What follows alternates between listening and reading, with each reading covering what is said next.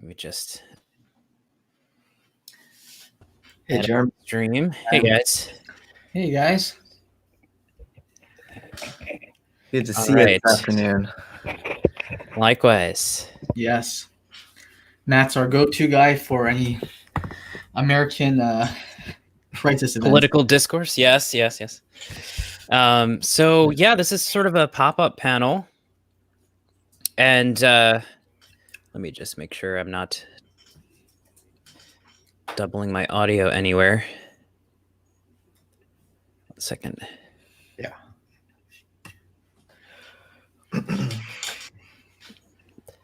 Okay. So welcome to another Growing Down episode. This is a pop-up stream. There's a lot going on in United States politics right now that definitely merits another appearance of Growing Down, like the team is assembling, as it were. So Matt, you kind of prompted this, and Ryan, we have another thing going on after this, more of a political discussion on the future. And so we thought maybe we can warm up to that discussion with a political discourse on the present, especially what has been going on Capitol Hill, the recent insurrection or coup or rebellion. I'm not quite sure what we want to call this or what we ought to call this, and that's part of why we've assembled here today. And we have some clips lined up too. We're going to be like a little proper political web show today. So yeah, I appreciate you guys sharing that as well. So welcome back. How's it going, guys? It's good. It's good. It's wild. I don't know. I mean, yeah, we were already in post-apocalyptic territory, and now we're like post or something. And yeah, I'm so glad you guys were open to chatting. I've just had so much energy around what has occurred a few days ago at the Capitol. And yeah, like, what do we even call it? And I think I have this urgency to contribute in some way. I mean, who am I? I just clean my cat's litter box out, and like I'm locked in my home like everybody else. But I feel like I want to be part of shaping the narrative that's going to emerge out of this. And I'm worried about the way that the new leadership of the country that I think we still have, the Democrats, the way that they're starting to narrate this. I mean, was it a coup attempt? Was it a riot? Was it domestic terrorism? Was it an insurrection? I think the words we choose are going to really shape the future and how we move forward, and how state power is exercised in order to deal with what occurred. So yeah, I mean, how have you guys been feeling the last few days, like trying to grapple with what's going on? I think starting with how we're feeling about it might help us find the right narrative to address those feelings. So yeah. I want to give Ryan a chance to respond to that first, but I'll give you one word, which is surrealism. Just the images that have come from the event have been sort of sticking in the back of my mind. Yeah. I'll pause for a moment. And what do you think, Ryan? I think I went back to brunch a little bit too early. And but here we are again. You know, our last live stream was on election night, and it's great to be you guys again for another Growing Down episode. But yeah, just to riff on that, Jeremy, the images I think are really seared into the collective psyche of America, right? And I was thinking about comparing this moment to other big crises that rocked the country, whether it was the economic collapse of 2008, whether it was coronavirus recently, whether it was Donald Trump getting elected in 2016. I think this one, similarly to like 9/11, the images of like the symbolism of the Capitol building and what that might have meant to us, maybe meant to us subconsciously, right? And that being, there's such a dramatic clash of spheres, right? There's such a dramatic clash of, this is the pristine and insulated world of Washington where politics happens. And then there's the mob, there's the rest of the world, there's everyone else, there's the public, there's the hoi polloi, you know, roiling and riling up and storming. And I think that kind of virulent clash really energetically and emotionally impacted me, right? Kind of behind those images are kind of haunting me right now. And what it was so weird watching it happen. I kind of like had like a dissociation. It was like I think like you're witnessing something traumatic. There is kind of like a dissociation of like, I guess this is happening. I don't really know what's happening, and I think my post sense making digestion of the event hasn't been really like, I haven't put a lot of conscious attention into doing it. So I'm happy that we can unpack it here. Sure. So yeah, I'm curious for both of you, like maybe what was going through your head at the time and how you've been digesting the event since. Sure. Yeah. I think you hit a very important point, Ryan, there, and it's something that I've been thinking about too. In that the distance between, let's say, populist outrage and things that have been going online, like QAnon, et cetera, have literally catapulted themselves into the Capitol, like literally in the seats of our legislators. Literally perhaps stealing the podiums and the seats or whatever else they were doing, or potentially, I mean, I don't know how organized they were, but there were people who were saying that a potential like kidnapping might occur with Pence and Pelosi, et cetera. So, this could have escalated far more than it already did. So yeah, that boundary seems to have disappeared between the populists and our legislators, which is interesting. And it's kind of the scary thing, and not that I really wanted to see this in any other way either, but the weird thing about these images is if you go and you ask these individuals who are going there, their narrative around it is, this complete, in our perspective, and I think which is the right perspective, fabricated. There's this giant conspiracy, there's QAnon sacking the Hill. So it's not even like disgruntled labor. There's not even like, okay, these guys aren't representing us and they're taking all of our resources after, like a terrible pandemic and very little support. Like there's no direct conscious connection between what has actually gone on this year and why they were raiding the Hill, right? So it's very interesting in that it's sort of like, yes, a populist outrage has occurred, but also it's like a fantasy populist outrage. So that's very interesting and very weird. And I think that's why I'm going to the word surreal or surrealism about this kind of thing, right? Like there wasn't a typical material grounding motivating this attack, right? And then of course, Matt, brought up some very good points but before we started recording, just like, what do we call this? Because as you're saying, Ryan, as well, this is going to have very important implications. Like, do we call them terrorists? Do we call this a coup? Because depending on what we call it and how we act towards it, it's going to have repercussions. And it might also have repercussions for the left, right? In terms of how we respond and stamp down on this. Yeah. So yeah, these are really important questions. Right. So I'll share that I've been concerned about the way Biden is trying to frame this as domestic terrorism and wanting a new bill to clamp down on what he'll frame as white nationalist domestic terrorism. And obviously this is a real problem, but I don't know that calling it terrorism and doing a Patriot Act 2.0 type deal is the best way to solve the problem. I think if we frame it instead as sedition, as treason, and that to be a white nationalist is to commit sedition against the constitutional order of the United States, which protects all people, the rights of all people. It doesn't matter what color your skin is.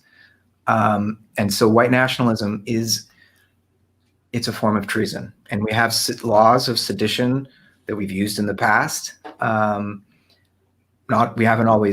U.S. hasn't always used sedition law in an ethical way, but I think there's precedents there, and we don't kill people. We don't hang people for sedition. We put them in prison, and we prevent them from ever serving in public office again. Mm-hmm. That is what needs to happen here, and it should go all the way to the level of the president and his personal lawyer, or clown. I don't know how Rudy Giuliani really thinks of himself. Does he think of himself as an entertainer primarily, or as a lawyer? Because I don't know. I can't distinguish between when he's performing and when he's like actually being a lawyer. But in any event, it goes to the very top. And the thing is that all of these insurrectionists who stormed the Capitol are on camera live streaming themselves committing sedition. They're telling us exactly what they're doing. It's hilarious and deeply disturbing. And we've got some clips of this. I don't know if this is a good time to show one of those, maybe the Stephen Colbert clip of that woman. Colbert did a bit on this woman, but maybe we could just play that. It's brief. She just came out of the Capitol with tear gas or pepper spray in her eyes. Let's see if I can get that one up, because you sent me one Curb Your Enthusiasm version of that one. Right. I don't know if I have. Yeah, that one was. We could use that one too, but it's just the woman that I'm thinking of. Okay, let me put that up. Mm-hmm. Yeah, because it captures the surreality of this and the simulated quality of this, and the way that it really makes it clear that social reality has merged with our media technology now. Yeah, and that's all these people one of the things we need to talk about. Have their phones out recording. Some of them are live streaming, and it's just as much like it's as if they're augmenting their reality, protecting themselves from the real situation, which is that they are committing treason openly, brazenly, trying to disrupt the count, the certification of the election count. Yeah, this is it. Here we go. This is it. Here we go. Yeah, it's only a minute, so we'll just play it through. Need some sound, I think. No sound? I'm not hearing it. Okay, let me just see if I can fix that. Sorry, folks. This is our first time doing this live, so I apologize. No worries. Share screen. Share entire screen. And then, let's try it again. Let's see if I mute myself if it works. 1 second.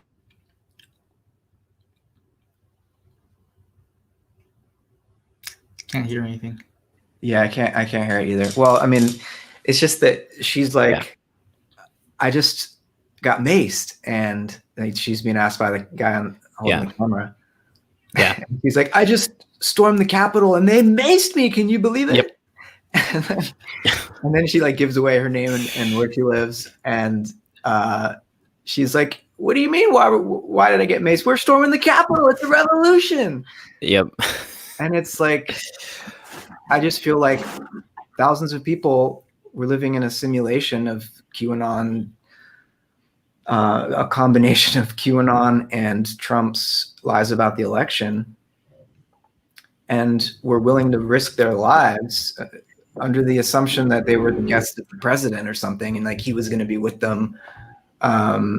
They were allowed to be in the Capitol building, as if there wouldn't be any consequences, because they're just trying to do their patriotic duty or something.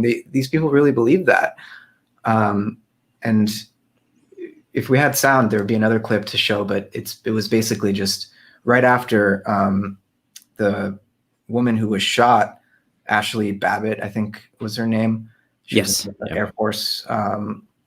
She was in the Air Force, and you don't in this video see her get shot, but you see the people running out of the building saying, "They just shot a girl. They just shot a girl," and everyone's around is like, "They did what?" And then you see people running back from the front, I guess, who had seen this woman get shot, outraged, and they're looking for the first person on one of their phones who's alive, and they're like, "Am I alive? Am I alive?" And then screaming into the live feed, "They just shot a girl. They got kids hauled up inside. We got to free these kids, and we got to save this country." And it's like, it's all for the camera, because that's the reality in which what they're doing is justified, is this social media conspiracy world. And I think now we're in the reality principle again, and these people are realizing they're being arrested for something. And I think to call it terrorism is, I think, to depoliticize and mystify something, because who's against terrorism, right? Obviously it's as if it just removes the act. It's just violence. It's like, violence is bad, punish violence. It's like, this is a specific kind of violence. This is sedition. This is an attempt to subvert the constitutional order and to delegitimize our democracy. And I think we need to punish it as that rather than just this vague terrorism thing, which allows the state to take away all sorts of civil liberties. So yeah, I feel like it's myth becoming reality, but if we allow the myth that becomes our reality to be deficient, which is to say not made transparent by consciousness, if we don't do this myth making consciously, in other words, then we're in deep shit. And we're already knee deep in it, but we're going to suffocate in it soon. Yeah. Well said. Any thoughts on that, Ryan? Yeah, I like the bringing in the Gibserian angle as always. I mean, I have a few thoughts. I think on one hand, from an integral quadrant perspective, right, there is kind of a hard lower right quadrant, technological, systemic, social media problem, epistemic threats to civilization or democracy, as we're seeing, right? We have this kind of online conspiracy world bleeding over and very dramatically spilling over into real life. But the other question I have too, which I guess is a more subjective or more of a cultural question, right, is why are some people susceptible to being brainwashed by bullshit in the first place? And and of course there are a lot of Republicans and there are a lot of conservatives who are really horrified about this. And this was the last straw, and they've completely turned on Trump and have done forever and very openly condemned this kind of behavior and the kind of condoning of what happened by some of the Republican establishment, right? But why? Like, how does with what's her name, Babbitt? She was like in the Air Force and the military, and she kind of went down a right wing rabbit hole, right? So it's like, why do some people just take the bait hook, line, and sinker, and then other people don't, right? I mean, we can think about it psychologically, we can think about it from a cultural perspective, like I'm thinking about this as a mediator, right? That's the lens for which I approach everything. So it's like, what are their underlying interests or needs that are not being met? And I know a lot of other conservatives who have encountered QAnon, who have encountered these outrageous conspiracies, just like, this is crazy, this is bullshit, and they don't get sucked into it. And I don't know if that correlates. Is there a correlation with education level or class or economic? I don't really know if there is. I've seen some reports said that it doesn't really correlate. Yeah, it's more like about psychosocial development or about the health of the culture. Like, if you don't have a healthy culture, if you haven't come of age into a healthy culture, then you're susceptible to cults because you need to fill the vacuum with something, and QAnon fills the vacuum very effectively. Apparently, I think we need to understand it as a religious phenomenon at this point. Definitely, I'm not the only person saying that. Obviously, it's a religious cult. There's definitely a need it's addressing, and I think that's an important point to make here. And even like some of our discussion over the summer in previous Growing Down episodes, we were talking a little bit about like Amber Frost's essay on the poison chalice of hashtag activism, and the kind of like a thing becoming its opposite that hashtag activism is, which is this sort of like much more grounded sense of like, okay, this needs to happen. There's maybe a lack of conspiracy theory in a lot of the left online circles, but there's still a kind of a heated sense of what reality is and what's possible. And there's a kind of spilling over of the virtual left communities into the material reality with like, PC culture and the sort of like the whole debate about the extremities of the left, et cetera, et cetera. And some of the critiques have said, well, okay, this sort of culture has appeared on college campuses and it's kind of spilled over into activism, or it's now kind of grown through online communities, and now it's spilling over into the quote unquote real world. But I think the same kind of phenomena is happening where we have, for whatever reason, I'm sure we can like dig into it further, these virtual environments which seem to be very good at sort of sorting reality in a particular frame of mind or frame of reference or theory or conspiracy or whatever. Like, it's good for QAnon. I think it's also good for like subcultures that have a very coherent sense of reality. So I'm kind of seeing this as part of that phenomenon too, right? Like, we have QAnon catapulting itself into to Washington, but then we also have all these other virtual online communities that are catapulting themselves into the material realm, but maybe not in a kind of a grounded sense, as you're saying. They're landing, but they're landing like, what kind of myths are we bringing into reality here? And I have less of a problem with the left, obviously, than I do with QAnon, but I think it's indicative of the same medium phenomenon in terms of starting in the virtual and having this kind of almost like a corpus callosum disconnection between the material and the virtual, right? That doesn't always translate very well, or translates in a very kind of messy way. And I think that's interesting, but that's a part of this phenomenon of deep atomization on top of this medium, which allows us to like go online and create a very coherent narrative for our particular community, and then catapult ourselves back offline with that narrative, which may or may not, actually speak to the material reality on the ground, Yeah. So, yeah. Well, I think part of the cultural vacuum that makes something like QAnon possible is it's the shallowness of the American mythos itself, at least as it is understood by the white population, basically. The version of American history that was told up until the 70s or 80s in almost every high school, of just this manifest destiny, triumphant spread of civilization across a wild continent. That story has been shown to be inaccurate. It's been totally deconstructed, and the mostly older white people who grew up with that story as their sense of identity are really upset about that, and they don't have any viable alternatives, really, because they didn't go to college and they can't do the fancy speak postmodern deconstructionist jargon of critical theory. They don't understand it. They feel attacked by it, and so they turn to this faux pseudo reality, and they've now acted it out, LARPed their way into prison. I hope, but it's going to be prison one way or another. But I'm seeing the FBI is charging these people, like the Q shaman and other folks who were in full tactical gear with handcuffs, ready to take hostage the entire line of secession to the president. Like this is if that's not sedition, I don't know what is. But they're charging a lot of these people with disorderly conduct on federal property. That seems. I think you're letting them off a little light. Yeah. I wanted to. Let's see if I can actually share this here. This is on video. Can you guys see this tab? Mm-hmm. Yeah. This is Connor Habib saying when it happened. It's not just that yesterday's events were brought on by social media; they were an expression of it in real space, and that included social media's vacuous performativity, half-heartedness, in-group sympathies, cheap thrills, flaccid tactics. People even dressed as their avids. Yeah, I saw this tweet. Connor's been putting out some great commentary. Yeah, and Rushkoff as well. It's a LARP, a live-action role-playing game.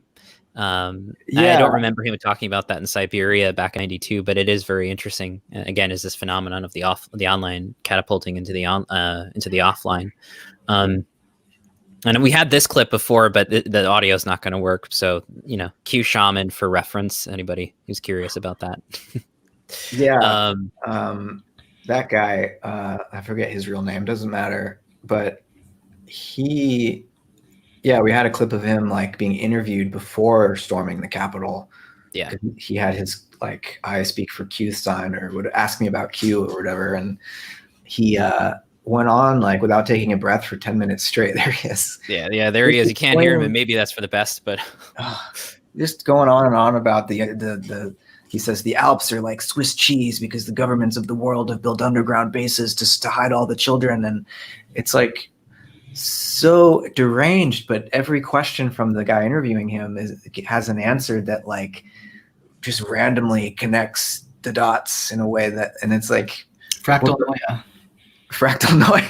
Right, yeah, that's great. Sure. Yeah.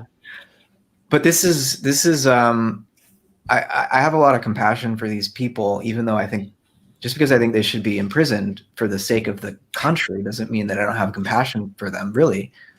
It's just that they're a danger to themselves and others, But this is this guy's the Q shaman advocates psychedelic revolution.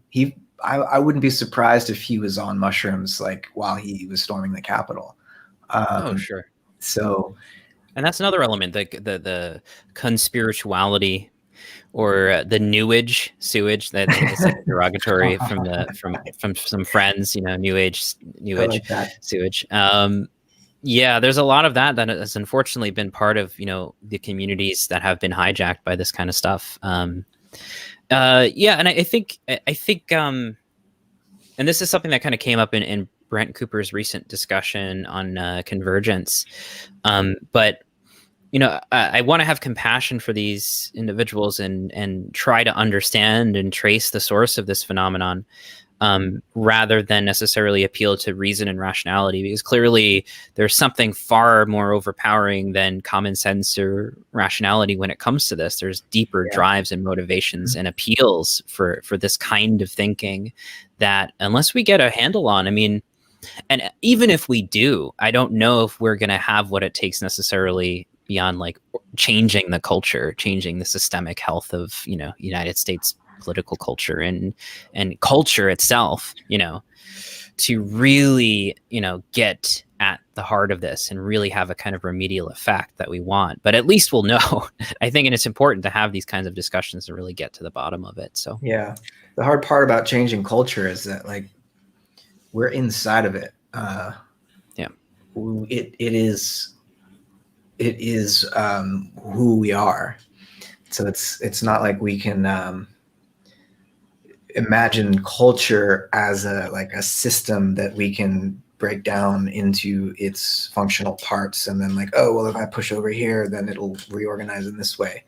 It's more like, if this is the myth part of it, right? Like we're in a story that we know that we're telling, and there's no outside the story. Like when the story goes wrong, you can't just be like, okay, whoa, hold up. Let's back up and try this narrative path instead. Like, no, it becomes real as we tell it. And we always have to continue telling the story from where we are. We can't utopia ourselves out of the present historical chaos. Exactly.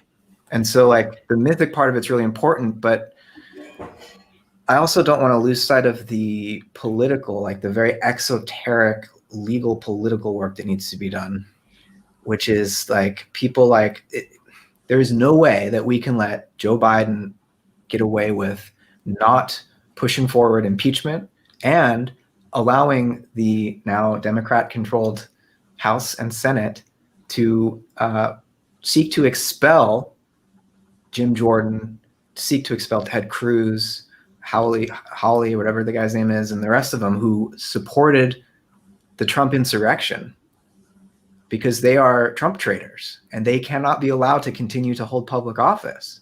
That's just playing hardball politically. Can you imagine what Mitch McConnell would be doing right now if this was an Antifa mob? What he would be doing to AOC and the Squad and other people? Like, the Democrats have power. They need to fucking use it for once. Yeah. And play hardball. Yeah. Otherwise, this will happen again. Like, this is no joke. I put up on the screen here, Biden, of course, is just like, I'll leave it to Congress. He's very hands off. So, right. This is Jim Jordan's like, and Biden's like, we got to unify the country, so we can't go after Trump. We can't go after anyone. And Jim Jordan's like, speaking to the House, Nancy Pelosi, who's herself probably reluctant to go forward with impeachment, but she has no choice. Biden's trying to tell Pelosi, no, don't go forward, but she's going to, sounds like. And Jim Jordan's like, seeking impeachment doesn't sound like unity to me. And from my point of view, unity is the last thing we need right now. We need to divide the traitors from the people loyal to the Constitution. And this is like political real talk that has legal repercussions, but this is also part of the myth. If we're going to protect America as an idea, as a republic, as a collective story that we all want to participate in, we need to distinguish between the people who are loyal to that constitutional order and the cancer cells, and we need to cut out the cancer. If we just pretend like it's not cancer and be like, oh well, we need to heal, so let's not eradicate the cancer. What's the cancer going to do? So This is a very important moment. This is like 1920s in Germany, when there was a similar riot led by Hitler and other goons. 10 years later, Hitler was in power, So we can't not learn from history, and we can't not come down. I'm not even a Democrat, but it's like there's a cancer in the Republican Party. And any Republican that allows themselves to be infected by that cancer needs to be removed from office by the new party in power. Otherwise, I don't know that our constitutional order can continue to function with what just happened. Yeah, I hereby revoke my support for Josh Hawley for 2024 president. No, I mean, I think what's hard too is that there is a political and legal process that Matt's alluding to that needs to be carried out, and I think one of my biggest criticisms of Biden's unity healing narrative, as much as I'm for that in principle, right? As much as I'm for that theoretically, you can't do that. And you can't just say that and then do nothing, right? You can't and actively really promote healing and unification on a political level. Definitely requires some bold type of political action or policies that get to some of the underlying systemic issues that are driving this thing in the first place. And I don't think he's really addressing any of those. It's just kind of a way to cover up his, neoliberal corporatist agenda that's kind of under the surface, right? So I was recalling some of the QAnon guys that I talked to. One of them said he thought he was a burner for life. He was a huge Bernie Sanders supporter, and then got into the QAnon thing in 2019, and then became a Trump supporter from that. And so I think there's two phenomena playing out, right? One is the cult of personality, latching on to Trump as this kind of authoritarian, paternalistic figure, and that can kind of get people into QAnon or the kind of fanatical zeal, right? That engenders is highly destructive especially when mixed with bad memetics or information that's inaccurate. But then there's also the phenomena of people who I do think have legitimate needs and grievances that were actually addressed by people like Bernie Sanders or other types of populist messages, which really highlighted things like corruption, like institutional corruption, or corruption in politics, money in politics, corporate corruption. And a lot of the QAnon has those. A lot of conspiracy theories I've talked, like I just had a long talk with an anti-vaxxer. It's all about corruption. And so what happens is that they don't trust institutions that we trust because they don't deem them to be trustworthy because they're corrupt or serving some kind of insidious agenda. And so my whole idea was, as you were saying, Matt, we may not be able to engineer, like artificially tinker with and kind of engineer a new culture. But I do think that on a political level, if you have candidates that can really speak to people's concerns and back policies that transcend and include them, then you may not be able to transmute all of the cancerous cells into healthy cells, but I think you can at least get some of them and pull them away from going down that bad path towards QAnon or full-blown conspiracies. So I still have some hope that they can be subsumed into healthier forms of movements that still touch on what their core needs are. It's almost as if what's really needed, or like an element of what drives the QAnon, et cetera, is just a pure lack of faith in the institutions, and a sort of like mythicizing of okay, well, here's what's really going on, since we can't actually rely on the institutions to support us anymore. And here's they're actually Pizzagate, or they're actually some other thing going on. So I don't know. It's a spinning of myth, a spinning of wheels, the wheels of myth against, feeling powerless. And if we do indeed have people and politics and parties that are speaking to the needs of the people, then I do think it might alleviate some of those tensions. I'm just concerned, right? Like, I think that's our only outlet. I really do. I think that's the only practical response that we can do and mobilize on the ground, because otherwise, these institutions, if they continue the way they are, they're going to continue to be inept. They're going to continue not to speak to the people. And the conspiracies are probably going to get even more wild, right? Like, it doesn't have substance. It doesn't have reality. It doesn't support, our needs. So, the myth spinning around these institutions by QAnon, et cetera, whatever's coming next, is probably only going to intensify So yeah, I don't see anyone doing this or doing this kind of work except for, to be honest, just the progressive populist left, because there is no real populist right. I don't know what you guys think about that. Well, there's populist right rhetoric. I mean, that's what got Trump into office. Sure. And that was the whole Tea Party movement before Trump.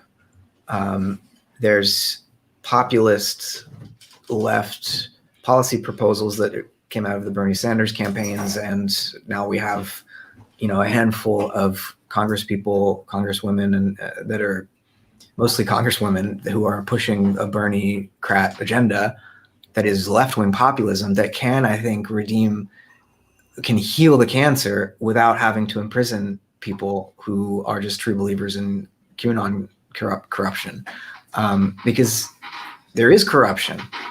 And this is why liberals, neoliberals, whether journalists or politicians, love to talk about how Bernie and Trump are like the same thing, because they talk about how it's all rigged. Well, it is rigged. Everybody knows it's rigged.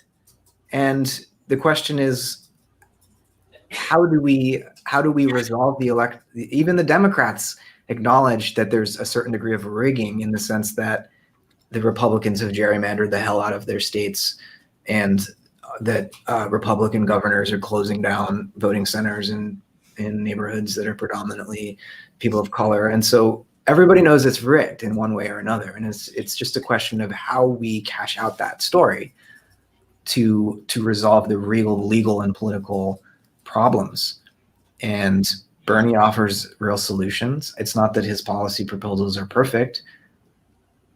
I don't know that now's the time to get into why exactly. Maybe we'll do another stream about that. But they're the only way to move this country forward, to deal with the wounds that have been inflicted on people by capitalism. Cultural wounds and like real physical wounds that have been inflicted on people as a result of the economic system. And if the Democrats if Biden doesn't come out of the gate with like a full bore New Deal type set of policy proposals, this country is going to continue to tear apart at the seams, because people are desperate now. Mm-hmm. Yeah. The interesting thing too about children and pedophiles, right, is that I think on a symbolic level, it kind of represents the ultimate level of like cultural or moral corruption, right? Like the fact that people be trafficking children or harming children and profiting off of that, it's kind of, or getting something out of that, is kind of the epitome of like evil, and like you're totally fucked up in the head, right? And real vampires or something. Yeah. Real vampires, real like Saturnian Saturn devouring his children, Mm-hmm. like the myths are very, very potent in that image, in that kind of narrative. Yeah.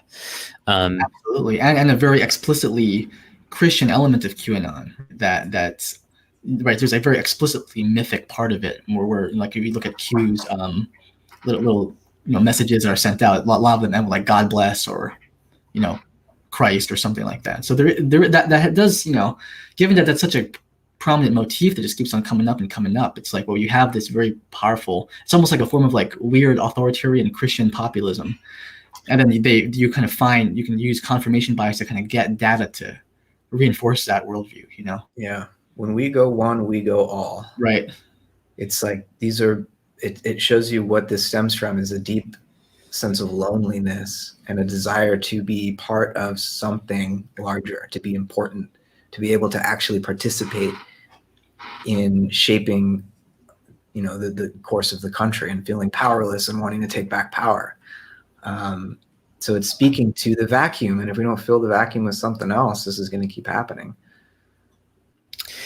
So is anything happening? I mean, as an opinion, here we are sort of coming up on Biden's administration, and we have some key players, some hopeful victories in Congress and the Senate, and hopefully Bernie's going to get his position, and a couple of other key progressives are going to have their positions. But is there a realistic path for actually implementing substantive material policies to help people begin to feel like they're being considered and engaged and their material concerns are being addressed, et cetera. I mean, and does the left have enough leverage and power now with this administration and without the excuse that Biden was throwing around a month or two ago about, oh, I can't do anything because the Senate's going to make it impossible. We don't have the majority if we don't.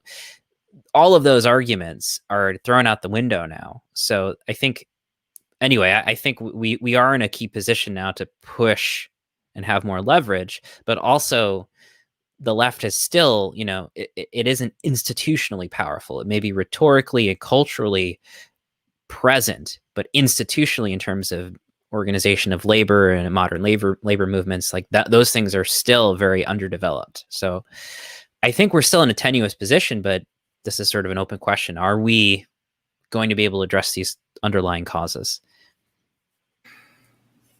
I mean, I don't know. I think a new precedent has just been set by the biggest companies in the world, the tech companies, by kicking Trump off of Twitter and his army of trumpets. I mean, yeah. Twitter and Facebook, they're purging. And Sarah Huckabee Sanders was like, AOC retweeted this because she was like, I've lost 50,000 followers in the last 2 days. And AOC is like, I don't think you should be advertising the fact that you had 50,000 neo-Nazis, seditionists following you. And so with that level of power that these companies have, I think, of course, they had to take Trump off. Of course they did. He incited armed insurrection against the Capitol. You have to remove him from Twitter at that point. But what it shows is that these tech companies have monopolized the public square. Yeah. And we don't have any other, especially during a pandemic, we don't have any other places to have discourse about how to self-govern. Yeah. And so these companies have a lot of power. Jack Dorsey just neutered the president. Or took away his ability to disseminate his marching orders. So Jack Dorsey has a lot of power if he can do that to the president of the United States.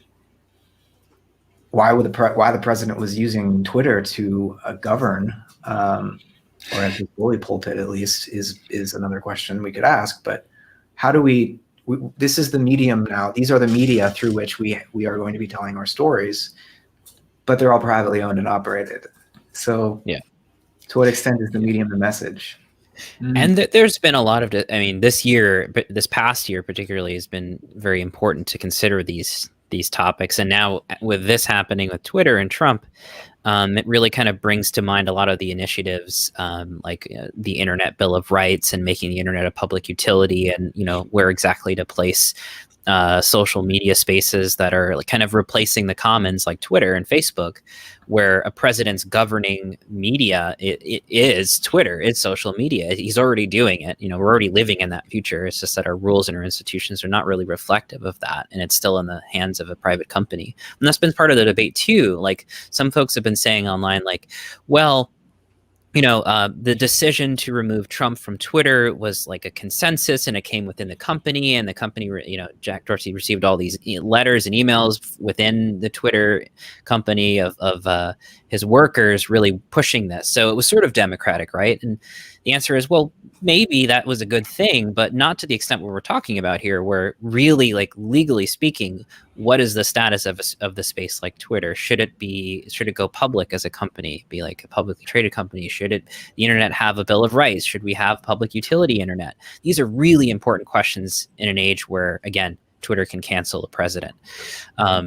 So, and again, it's thrown us right into that question of well, how do we handle censorship now?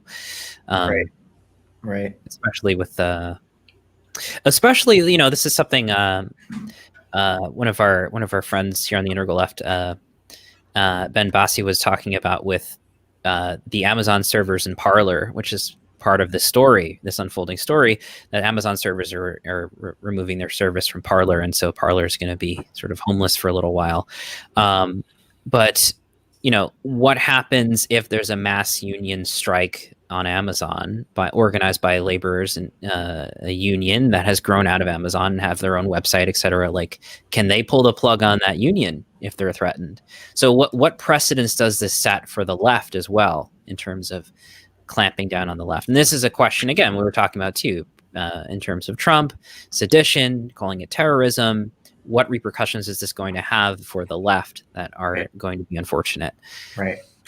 So the right has it. Conservatives, Republicans have their narrative about these tech companies and why they're bad, and the Democrats have their narrative about these tech companies and why they're bad. Like, so everyone from Jim Jordan and Sarah Huckabee Sanders to Elizabeth Warren and Bernie are like against these tech companies.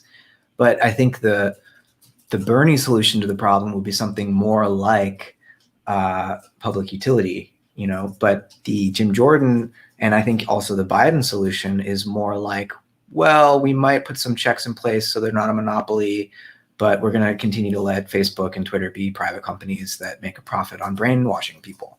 I mean, that's their business model. And if we continue to allow private companies to use these technologies in the way that they were designed, which is to brainwash people for advertising revenue, then that's what they're going to keep doing. And the bad actors in the political system will abuse them. So we have very few reasonable choices to make, I think. Yeah. On this. I really don't know the answer to the social dilemma, because I think that even if we do make it a public utility, which I am kind of for at this point, right? It's like, well, okay, we're always debating, the irony of corporate authoritarianism and using their, free speech rights to suppress free speech. And in terms of Trump getting kicked off, yeah, get him out of there. That's my position on that. But yeah, I just worry that it'll just become a game of whack-a-mole, right? I mean, there's already so many like weird, like little pockets of like right-wing, like a BitChute and all these other places, all the 4chans and 8chans of the world. I like, they'll just keep on cropping up, right? It's like, well, that's the messiness of democracy. I mean, that's fine. That we're always, of course, it's going to be whack-a-mole. That's okay. But like, people are always worried about the First Amendment. When you're on a private platform, you don't have a First Amendment right to free speech. You're on someone else's property. They can cut you off whenever they want. If it were a public utility, you have free speech rights. And the government can't infringe upon them unless you're inciting violence. Right? So I think we actually have more free speech if we made these networks public, because everything would be transparent and we'd all know the rules, and the rules are don't incite violence, especially insurrectionary violence against the constitutional order. That's illegal. But we'd have, I mean, I think this is a decent argument. We'd have more free speech rights if we socialize the internet than we do now on all these private for-profit companies' websites. Sure. Right? Yeah, I think I'm on board with that. I've seen the argument that, if we allow these communities to kind of go back into the deep web or the dark web and kind of find their own servers and niches, that's still and proliferate, that's still a better situation than allowing any one of these organizations or individuals like the president of the United States to use one of the mainstream platforms as a message amplifier, or let's say Facebook, to spew some kind of QAnon conspiracy thing. So I think there's something to that, because, in the absence of a proliferation of different media spaces, the aggregating of all media into one or two social media platforms has been sort of counterintuitive in this sense of like, actually conspiracy theories have run rampant. I guess the question is, would they be as difficult to handle if they were decentralized? Would they be more difficult whack-a-mole, or would it actually kind of like allow them to kind of proliferate in the way like mold does? And it doesn't really ever break the surface, but it's always kind of seething and underneath, but it's sort of within its own kind of biome, as it were, or kind of climate, as it were. I don't know. I don't really know, but these are interesting questions. It does remind me of ISIS. I remember when ISIS was a big thing, everyone was talking about. ISIS is kind of the the representation of the main wicked problem of the day, right? Which was how all these people are getting recruited to ISIS on social media, and it's like we're in the new age of decentralized complexity, blah blah blah. And still, yet ISIS really stopped becoming a thing. I haven't heard about anything related to ISIS in a long time. When they were when their actual headquarters, what was it? I can't remember what it was called. They were actually defeated on the ground, and then that was it. Yeah. It was like, okay, so it was actually like we were making it out to be this super like this is a whole like decentralized problem that we have to find some kind of interesting, innovative solution to, and the solution was just like there's a moon factory. It's a moon factory. You take out the factory and it lost all of its buzz, right? So I have no idea based on what I'm saying.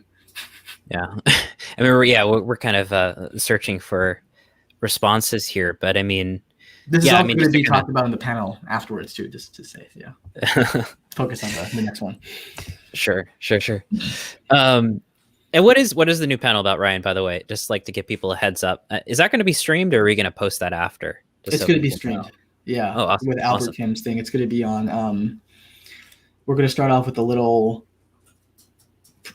digestion of all of the chaos in the last week, and then move towards the future, towards these kind of conversations. Probably going to have a lot of social media debates and people who are more libertarian leaning versus people who are more progressive leaning. Mm-hmm. Mm-hmm.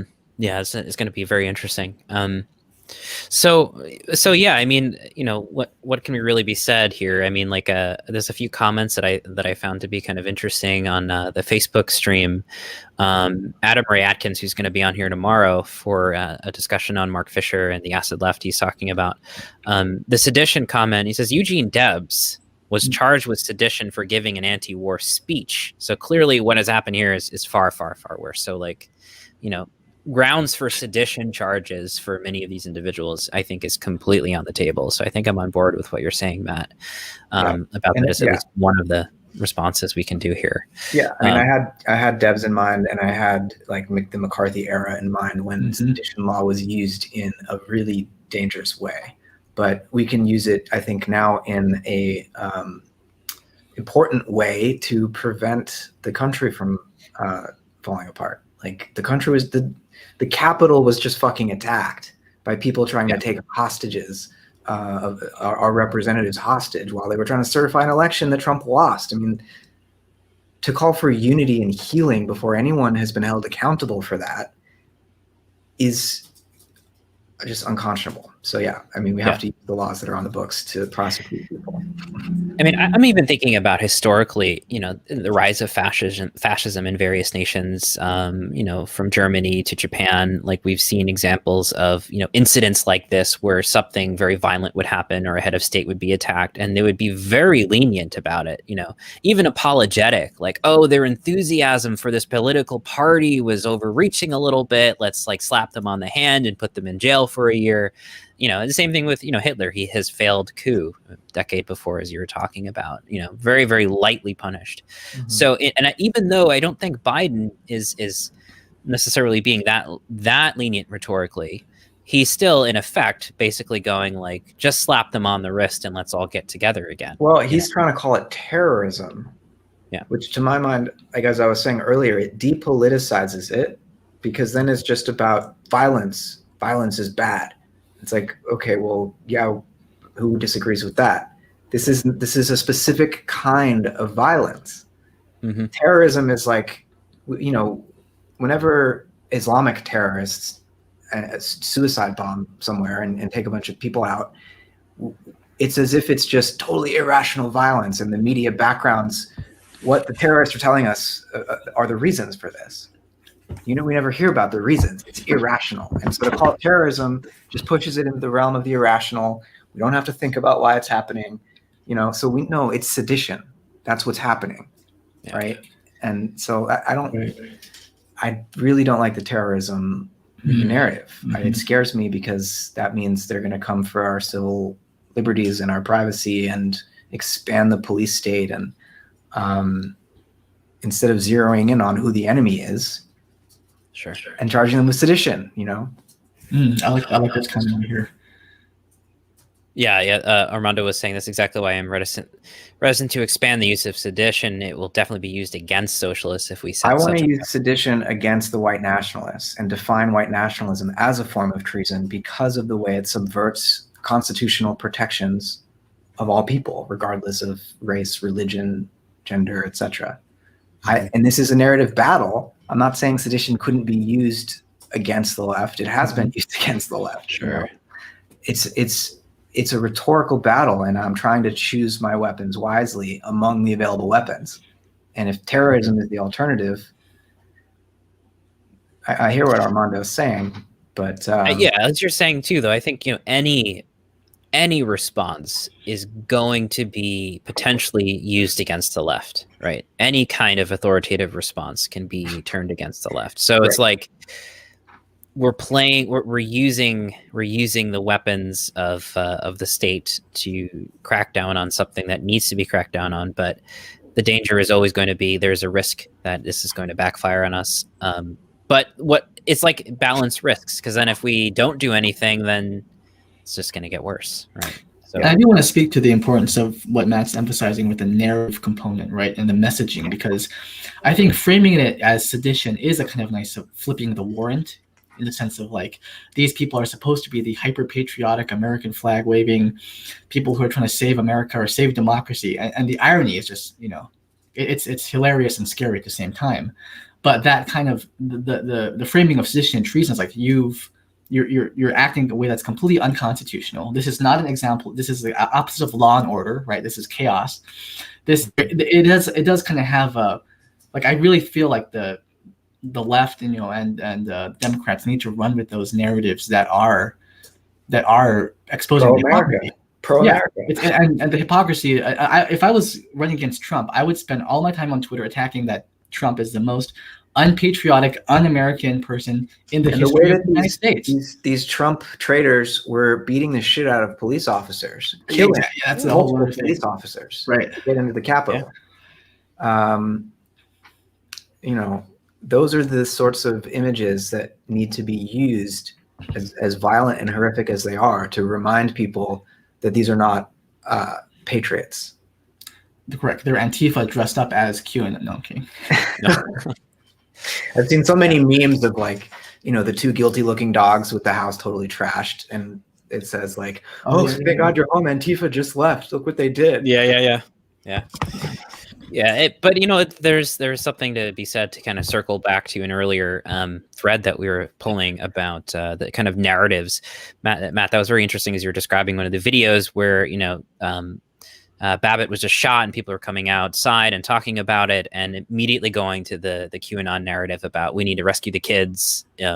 As it's happening, as gunfire is happening, the QAnon narrative is still being wielded and used. So I find it to be very interesting, just like being on the ground, even being confronted perhaps with a lethal encounter isn't enough to counter these QAnon narratives, which is a very interesting thing. It's like you'd expect, like, if once people start getting shot and the authorities start, firing back, that like a lot of that kind of LARPing would disassemble or fall apart. And yet, it seems that the response has even been strengthened, which is an interesting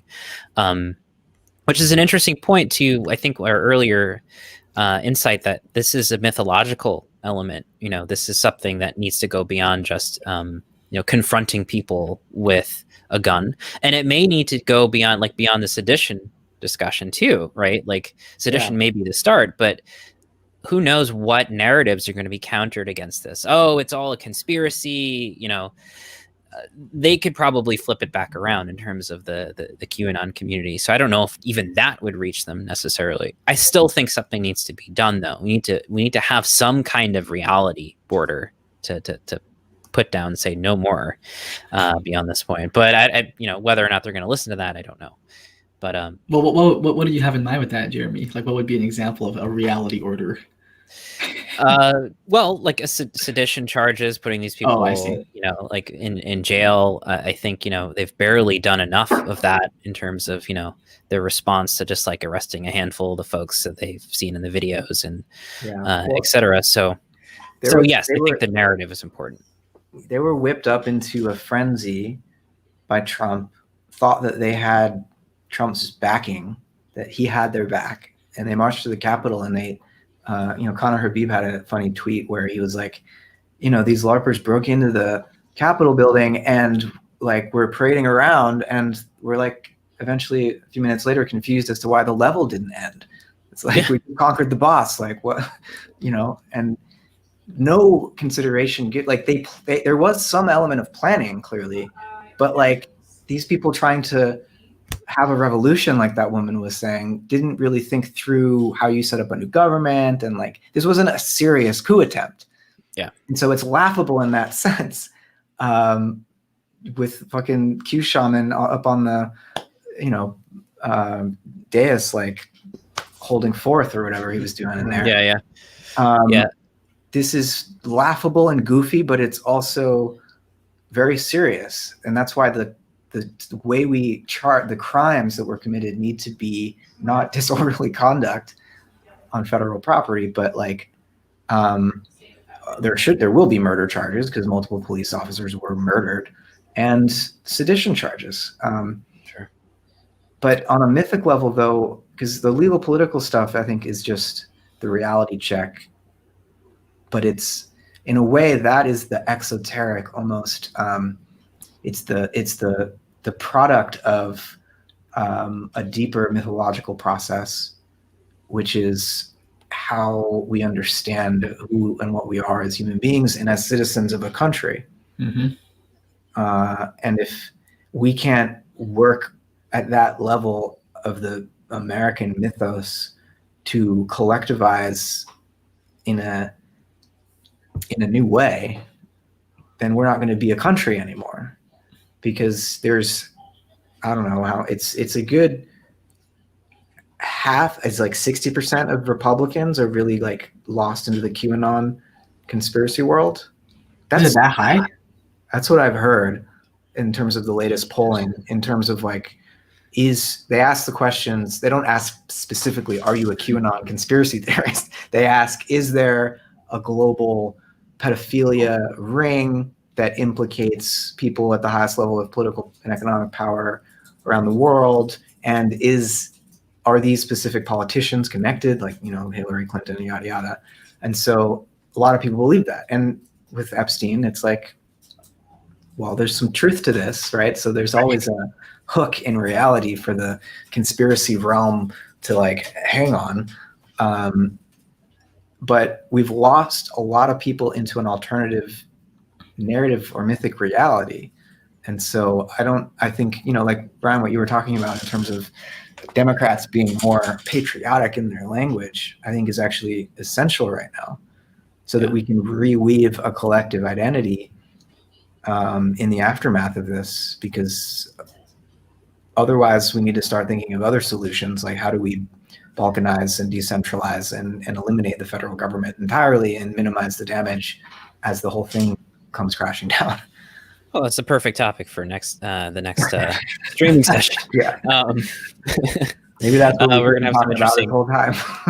But I just wanted to say really quickly too, though, we haven't talked a lot about Trump in this conversation and his role in all of this. And, I do really agree that the hyperfixation on Trump is counterproductive. And unless we look at deeper cultural patterns and trends and systemic dynamics that led to this in the first place, we're not going to get anywhere just pinning everything on Trump. That being said, I cannot think of anyone else on planet Earth who can do what Trump does in the way that he captures and whips up a crowd. Like he's such a, his talent for doing that. Yeah. I mean, like, because you see other people like, Jeremy's beloved governor in Florida trying to impersonate Trump, and you see all these other people who are, Holly is, trying to be the next, right-wing populist or whatever. They just can't pull it off. And no one can be a genuine fake like Trump. No one can be as authentically inauthentic as Trump can. And I really do think that once he's out of there, or if he dies, or serves another 4 years and never comes back, there are the social media problems. These deeper issues are not going to go away, but Trump really does have a unique talent of finding the wound and just blasting. I mean, yeah. And I was thinking about it, if we think Trump has been dangerous for America, while president and with a Twitter account. Wait until he's not president and has his own media empire to say whatever he wants. We're not done with Trump yet. No. If he can inspire an armed insurrection as president, he can still do it when he's not. And that's why these calls for unity and like, oh no, we shouldn't go after him with any criminal charges. He's not going to go away unless he's in jail. And even if we put him in jail, I get there'll be blowback and he'll be a martyr or whatever, but that'll be less dangerous than having him as the head of the voice. Sure. Because that's exactly what he's going to be doing. I mean, if it's not Parler, he's going to be somewhere after his presidency is over, online in his own community, and so are many of the QAnon folks and the Parler folks. If Parler goes away, is disassembled or dissolved, there's going to be someone else to host. So, I mean, back to Ryan's point too about the whack-a-mole. This might also be an issue of like, Apple and Google have taken stances about, listing Parler on their app stores. They've been removed. Amazon is removing Parler's servers, so it's going to be kind of left to its own devices to find another hosting service. This might just continue. I mean, these guys might be kind of nomadically finding new spaces, but they're gonna be there still, right? And I don't know, like, to the kind of overall populist foment and alienation and frustration that we're all experiencing and is being expressed so bizarrely through QAnon. I don't know if there's really any direct way at solving that problem other than rebuilding the labor movement, changing the narrative in terms of like having a genuine faith that participating in politics is going to directly influence and change our lives for the better. I mean, like, people are right to be very cynical about that right now. Like, obviously the state, we're very far away from that being a positive, constructive force in our lives, but I don't know what else we can really do, as you're saying, like the alternative is to watch as this continues to unravel and disassemble itself, which is a very real possibility. And maybe like I don't want to be a doomer, like a leftist doomer or anything, but maybe there is something to be said about like holding lightly but seriously the possibility that, in terms of like the analogy and deep adaptation is like we're going through kind of a eco collapse right now. We may be also going through a political dissolution that is irrevocable at this point. But I don't think that removes us from the ethos and obligation to act and do something constructive. I don't know. I'm being too doomer right now, I suppose.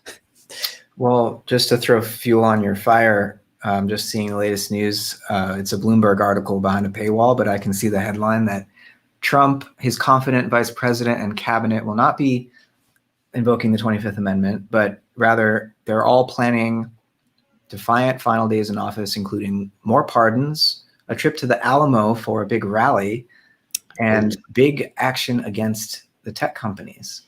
So Trump he's not backing down.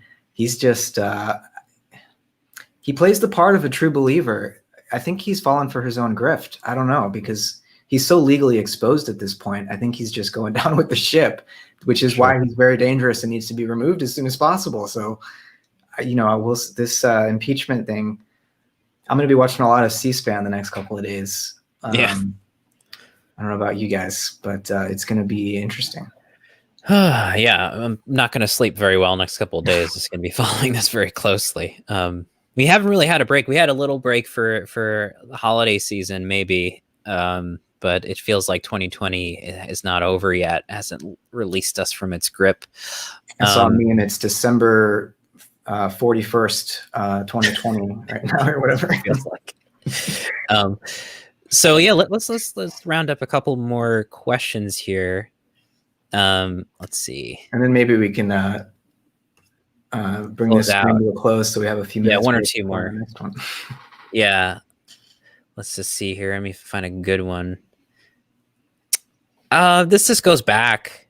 This is for, John says it's for me, but it's really like there's a relationship between this event, surrealism, boundaries disappearing, and Gepser's eruption. And I think we kind of hit that already. Mm-hmm. But I mean, like, for those who are in the integral sphere and know the word eruption, it's sort of like Gebser used it very specifically to talk about an unintegrated aspect of consciousness that kind of blows open culture as like a cultural phenomenon, whether political, social, artistic, etc. And in terms of this being a deeply surreal Q shaman sort of event, yeah, I would say it is a good example of something that's unintegrated for sure, just blowing up, erupting. Q is the deficient magic, mythic, and mental typified. Oh my gosh, yes. Typified. I mean, I think the magic and mythic elements are obvious, but the mental is like if you listen to that 10-minute video where he was interviewed just before stampeding on the Capitol, he talks about the like sacred geometry and the electromagnetic fields of energy that like using the new physics basically to justify his worldview. And it has the aura of science and rationality on top of a mythic conspiratorial global plan to harvest the blood of children, with this magical thinking of like, all I have to do is say this out loud and it becomes real. And to be able to break into the Capitol on the basis of such beliefs, unless we stamp down on it hard, it's confirming the magic of their belief system, So it's like, we have to fight magic with magic. Like the power of the political and legal system is a form of magic. I mean, we have physical force to actually put these people in prison, but we believe in the law to the extent that we have a constitutional order.